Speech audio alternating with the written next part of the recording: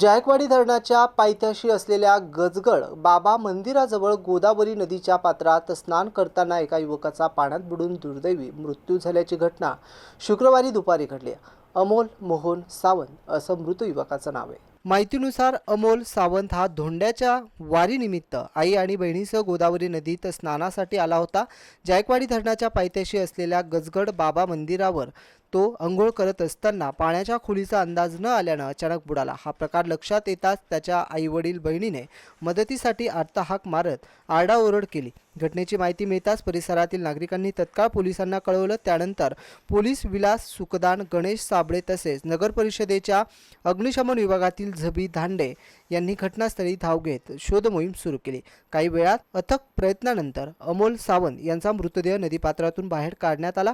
पोलिसांनी मृतदेह शवविच्छेदनासाठी पैठण येथील शासकीय रुग्णालयात पाठवलाय. या प्रकरणी पैठण पोलीस ठाण्यात आकस्मिक मृत्यूची नोंद करण्यात आली असून पुढील तपास सुरू आहे. या दुर्दैवी घटनेमुळे नायगाव खडेवाडी परिसरात शोककळा पसरली असून भाविकांमधून हळहळ व्यक्त केली जाते. गोदावरी नदीपात्रात आंघोळ करताना नागरिकांनी आवश्यक ती खबरदारी घेण्याचं आवाहन प्रशासनाकडून करण्यात आलं आहे. गौतम बनकर, एमसीएन न्यूज.